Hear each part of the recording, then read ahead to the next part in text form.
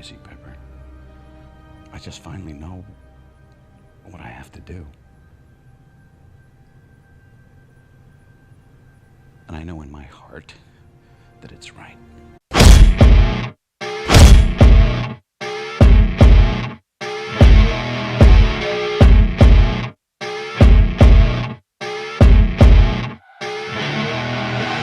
2008 was a major year for superhero cinema, and I suppose cinema in general, because it saw a couple genre-defining releases.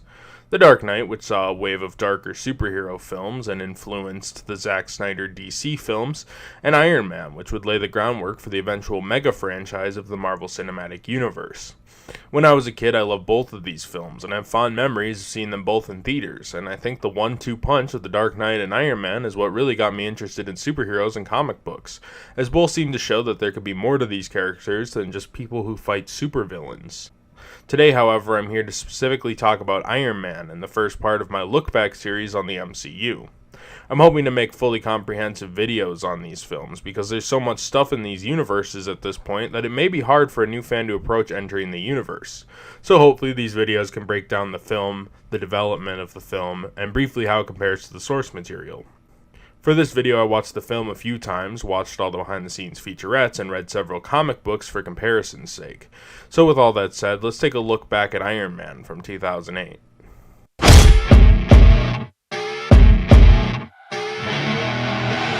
Tony Stark is a weapons inventor that owns Stark Industries. After a weapons test, he's ambushed and kidnapped by terrorists working for the Ten Rings. While in captivity, Tony makes a suit of armor and he manages to escape. When he arrives home, he decides he's going to expand the idea and become a vigilante in order to help people and right the wrongs of his past, while also shuttering his weapons program. This angers Obadiah Stane, a mentor figure to Tony, who thinks he should continue to make weapons. Soon he learns Tony has escaped using a suit of armor, and Obadiah manages to create his own armor, becoming the Ironmonger. Tony and Ironmonger fight, and Obadiah is killed. At a press conference after the climactic fight, Tony reveals to the world that he is Iron Man. The truth is,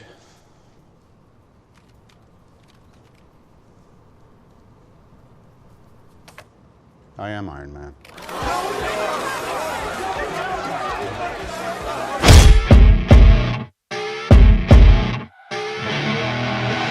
Iron Man has a pretty interesting development history. The film bounced around from studio to studio, director to director, and star to star for around 2 decades before it was finally put into active development. Fox, Universal, and New Line Cinema all had the rights to Iron Man at various points before it reverted back to Marvel itself in 2005. Actors like Tom Cruise and Nick Cage were both in the conversation to play Tony, and out there directors like Quentin Tarantino and Stuart Gordon were in talks to direct. The closest the script came to being produced pre-Marvel was a script by X-Men scribe David Hayter in 2004, which would also fall through. Interestingly, this script would have had Howard Stark return and become War Machine to fight Iron Man. Ultimately, as I said, Marvel got the rights back and decided to make this its first film. This was at a time before Disney owned Marvel, so it's interesting that Iron Man was basically a massive independent film. Paramount Pictures signed on to distribute the film, so the character rights were still wholly owned by Marvel, unlike a deal like Universal or Fox, which would see the film rights being totally owned by those companies while they were producing films. To gain financing for this new universe being created, Marvel leveraged their characters. If this film failed, the creditors would have owned Marvel's characters and could do with them what they saw fit, which likely would have meant the assets would have been auctioned off to reclaim the $500 million stake Marvel borrowed. So in a lot of ways, Marvel was gambling the fate of their company on a B-list superhero no one's ever heard of. Thankfully, a pretty solid team was assembled around the film, with Jon Favreau of Elf and Zathura fame tied to direct. The titular role was passed through several actors, though it was mainly down to Sam Rockwell and Robert Downey Jr. Due to Robert Downey Jr.'s rocky past, Marvel was unsure if it was safe to rest the franchise on his shoulders, but ultimately, impressive screen tests and Jon Favreau's behest led to the actor taking the role he would make only $500,000 for on the first film. This is a figure that would eventually balloon as his time in the MCU went on. And while Sam Rockwell missed out on the project, he would be approached to play Justin Hammer in the sequel, an interesting mirror to Tony. However, I think we're getting a bit ahead of ourselves here. Picking a villain was also a challenge for the production. The original idea was to have the Mandarin be the lead villain before it was changed to the Crimson Dynamo, and finally the Ironmonger. Jeff Bridges was cast as Obadiah, and was originally cast as a supporting character when the Mandarin was the lead, but eventually was promoted to the main villain later on in pre-production. Additionally, to fill out the cast, Terrence Howard was added as Rhodey, Gwyneth Paltrow as Pepper, and Jon Favreau himself would play Tony's driver Happy. The crew considered the film to be like a $200 million student film. This was mostly due to the fact that the actors were encouraged by Favreau to improvise, so that the exposition scenes would feel more natural and less dull. And I think this is what led to Tony Stark's trademark humor, which at this point has become the trademark humor for the Marvel Cinematic Universe in general, for better or worse. Hell, even iconic images like Tony sitting at the press conference or Tony getting the Burger King were late additions made up by Robert Downey Jr. on the spot. Jon Favreau really wanted the special effects and practical effects to blend, and I think they did an amazing job. This film saw the suits being made mostly practically and then enhanced through CGI. This causes the suits to look really good in my opinion, probably even better than the suits created for the films that came much later, mostly due to the fact that those are mainly CG heavy, and these are mostly practical with some CG enhancements. And besides a few moments in the film, the CGI looks really well blended. The practical suits were made at Sam Winston Studios, while the main CG work was handled by Industrial Lights and Magic with additional outside help. During the production, the cinematic universe aspect wasn't fully figured out. Originally, the end credits scene featured Sam Jackson as Nick Fury, referring to the X-Men, Hulk, and Spider-Man. As if gamma accidents, radioactive bug bites, and assorted mutants weren't enough. I have to deal with a spoiled brat who doesn't play well with others and wants to keep all his toys to himself. Thankfully, for legal reasons, that was cut and changed to Tony being introduced to the idea of the Avengers, and the rest is history. Who the hell are you? Nick Fury, director of S.H.I.E.L.D. Oh. I'm here to talk to you about the Avenger Initiative.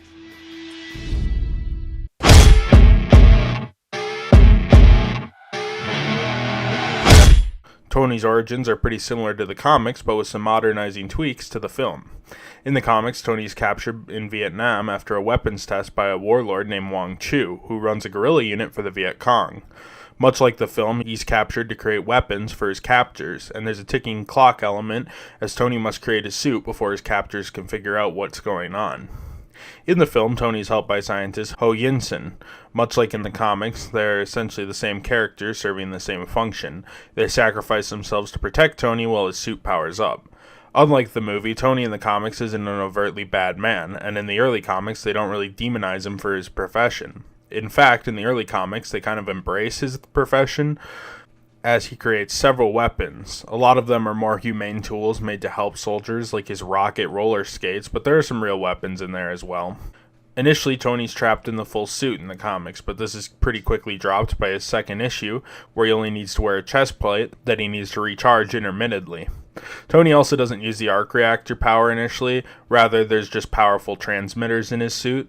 In the comics, Tony leaves his identity as Iron Man a secret through his early adventures, and has a series of love interests rather than just Pepper.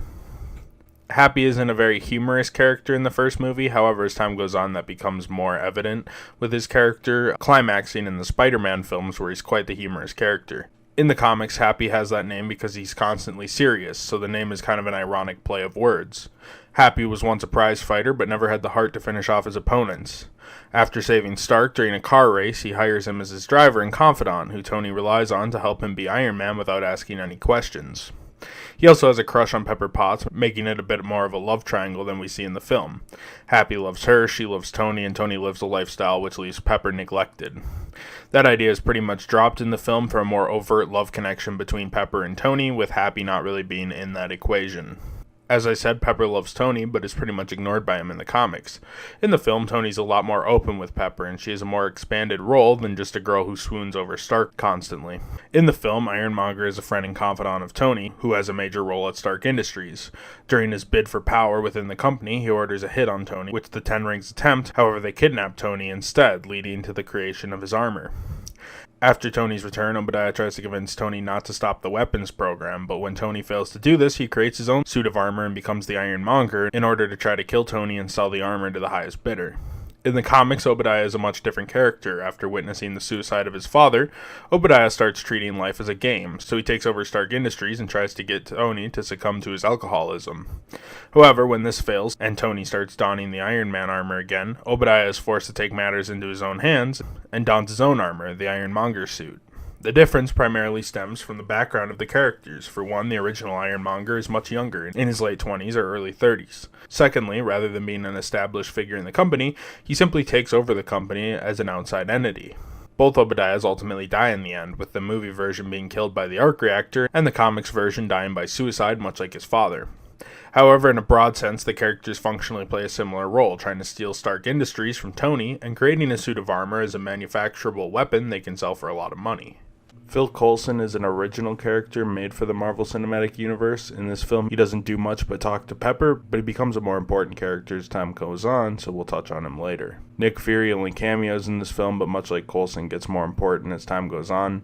In the comics, you may notice Fury is white, but Fury's appearance is based on his Ultimate Comics counterpart, where he's modeled after Sam Jackson. We don't get much personality here off of a few sentences, so we'll come back to him further when we touch on Iron Man 2.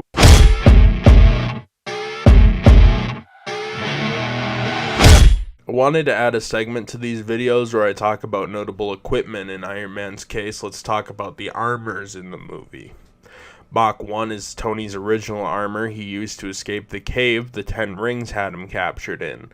It's pretty different from the more standard Iron Man armors, as Tony made it from spare parts. It is inspired by his original Mach 1 armor from the comics that Tony used to escape captivity. However, in the comics, Tony kept using the armor for a time after his escape, even repainting it gold eventually, whereas in the movie, this armor's pretty quickly dropped. Mach 2 was not based on any comic book armor. The reason this armor came about was because filmmaker Jon Favreau wanted a middle step armor between Mach 1 and Mach 3. This suit was only used to do a brief flight test before freezing and being replaced with the Mach 3 armor. The Mach 3 armor is based on the Model 2 armor from the comics mixed with the design of the Extremis armor. However, functionally it's more like the former. This is the main suit Tony uses in the film and is the one he goes up against the Ironmonger with. The arc reactor is what keeps Tony alive in the film after shrapnel got into his body close to his heart. He creates an initial version in the cave, but this is quickly switched to a more powerful, refined model. In the comics, Tony had a whole chest plate he was forced to wear in order to survive, rather than just the arc reactor. The Ironmonger suit is based off the Mach 1 suit, though it is improved to be bigger and more powerful. In the comics, Obadiah's suit is a wholly original design, however it's controlled partially by computers, as Obadiah would not be able to operate the suit at Tony's level without AI help. Jarvis is an AI in Tony's suit that helps him operate his HUD and give him useful information. In the comics, Jarvis is a butler, but the filmmakers wanted to differentiate him from Batman and Alfred, so he's an AI played by Paul Bettany. In the early comics, there's no Jarvis equivalent in Tony's suit.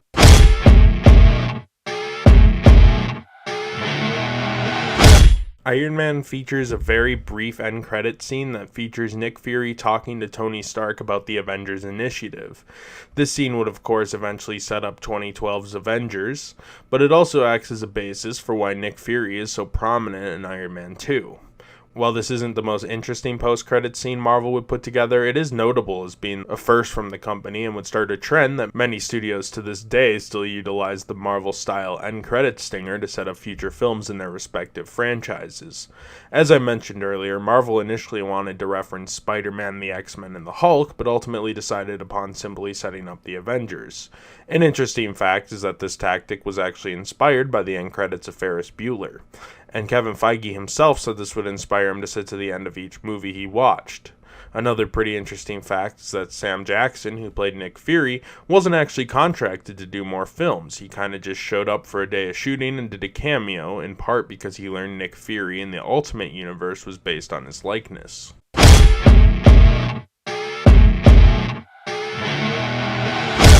Alright, so this is the point of the video where I give my thoughts on Iron Man. Honestly, I really enjoyed it, and it might be my favorite Marvel Cinematic Universe film. I know that feels like I'm calling it early, and it may partially be nostalgia, but it honestly is just a really solid film. For one, I think the casting of all the characters was pretty spot on. Of course, you have Robert Downey Jr., who can not only look the part of Iron Man, but also had a troubled past not too dissimilar to Tony Stark. And I think he brings that baggage to the role in the best way possible. And while the comic book Tony Stark is less humorous, I think it really spices up the character to have this kind of comedic edge. His arc through the film is pretty believable, and we get how this selfish narcissist ends up becoming one of the greatest superheroes of all time. A lot of these films don't really try for a deep arc, but this film is different. At the start, we see Tony, who cares about himself and his reputation over others, profiting on weapons because if not him, then someone else would. Rationalizing why he isn't such a bad guy, but eventually all that changes when he meets his weapons firsthand and learns the potential damage that it can cause people when one of his own missiles blows up and puts shrapnel near his heart. Tony eventually learns to swallow his pride and tries his best to help people and make up for his sins from the past. Of course, the supporting cast is pretty great too. Terrence Howard played a great Rhodey. Don't get me wrong, I love Don Cheadle, but I would have been curious to see what Terrence Howard would have done had he continued in the role. I think he always came off more military than Cheadle's take, whereas Cheadle was always more of a comedic bounce-off for Tony. Gwyneth Paltrow's Pepper Potts is also pretty good. I think the scenes where she's bouncing off of Tony are genuinely some of the highlights of the film, and it's interesting to see how this somewhat troubled relationship turns into a romance. However, I always get the sense from Gwyneth Paltrow that she feels a bit above the material and that she's kind of phoning it in compared to the other actors at times. Jeff Bridges is amazing in everything, and this role is no different. It seems a little more reserved for him, but it also seems like he had a lot of fun playing both Obadiah and when he climbed in the suit to play Ironmonger. In terms of the action, I think it's top-notch. This film's set pieces are more about the spectacle of what if I was Iron Man than the later MCU movies, which are more about the fights. And I like MCU fight scenes, don't get me wrong, but I feel these immersive set pieces connect to the actual meat of the film more than some of the later MCU set pieces, which almost feel disconnected from the larger plot at times. Tony's dogfight or first flight are both vital character moments for Tony, but they're also really neat set pieces. I also appreciated that this film had more of a real-world edge, with the Ten Rings being clearly a Taliban-like organization, and seeing more of Tony's everyday life pretty unfiltered, be it the womanizing, the partying, or his weapon testing. Since most of these films don't feature secret identities, I feel it's easy for the films to fall into relying too heavily on the superhero plot and forgetting the character behind the mask. This film really doesn't have that problem, in my opinion. All this isn't to discredit the final confrontation with Ironmonger, which is pretty good. Certainly not the best fight in the MCU, but regardless, it had several fun set pieces, like the freeway fight and the roof climax. The film also features probably the most iconic moment in the MCU for me as well, which is at the end when he reveals that he is Iron Man and he fully embraces his new role in society. I remember seeing that moment in the theater vividly for the first time and just being floored. I thought it was super awesome, and I think every time I've watched that moment since, it still hits just the right beat for me. The cinematography holds up really well. A lot of the films from the time don't, in my opinion, mostly due to the harsh color correction, but this film doesn't overdo it on the color correction as it easily could have. On top of that, the effects are great. I think the suits look better than they do later in the series, often because of the larger amount of practical effects grounding it in the real world. If I had a complaint, it would be the score, which I found frankly unmemorable. I think Tony's character is much more associated with the licensed AC/DC tracks, to the point where in Far From Home, the song they used to call back from Tony isn't a score, rather it's AC/DC's Back in Black. Overall, I don't really have any problems with this film. It has a strong energy that keeps me engaged from start to finish, and it's very human for an MCU film. And I think it's a really fun and cool movie that deserves more credit than just being the first MCU film.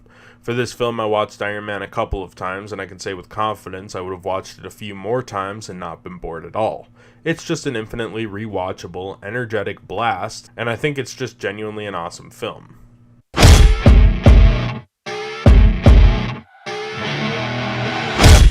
In the early comics, there isn't much subtext to Iron Man. He's just a guy who made a cool weapon and decides to become a superhero with it.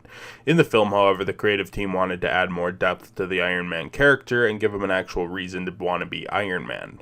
Tony Stark lived a life that was a facade. He was a brilliant designer and used those skills to create weapons. He wasn't very humble, as we see. He doesn't show up to the award ceremony at the start of the film. And he uses his fortune as a basis to create hollow relationships with people like the reporters at the start as well. Tony leads a pretty empty life. However, when Tony escapes the cave, he's reborn as a new man. Essentially, he realizes the real-world harm his weapons caused. He finally understands his true impact on the world, and it's not a good one, so he reinvents himself and becomes the Iron Man. And his new powers allow him to right the wrongs of his past. However, we still have the original Darkseid as personified by Obadiah Stane. Obadiah is the legacy of Stark Industries, and with his death comes a new life for both Stark and Stark Industries. At the end of the film, Tony admits that he's Iron Man, a moment I think seals his fate, as he will no longer be seen as Tony Stark, but will now be seen as Iron Man, a hero designed specifically to help the people his legacy originally hurt. It's a pretty cool theme, and I think it sets up a thesis for the rest of the Iron Man films going forward, but we'll come back to that another day.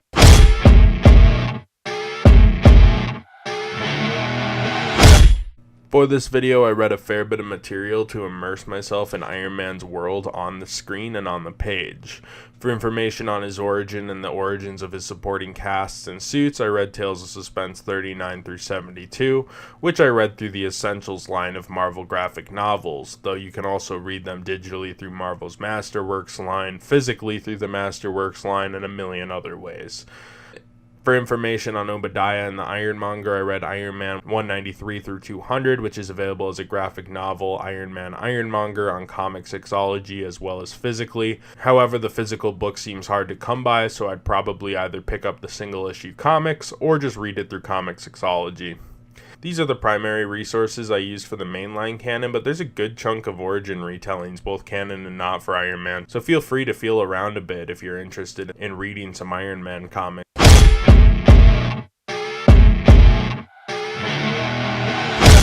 What else is there for me to really say? I think Iron Man's a great film with a really interesting history behind it. And while it deviated from the comics in some respects, it also did an amazing job of adapting the comics into something that works really well on the screen. The film ended up making $585 million, making it a pretty big success and paving the way for Marvel's seemingly unbreakable streak of hits. It made its star Robert Downey Jr. a superstar actor on the level of people like Tom Cruise, and ultimately is just an amazing movie, worthy of more praise than I think it gets. Alright, so that's Iron Man. Join me next time as we look into the more troubled production of The Incredible Hulk.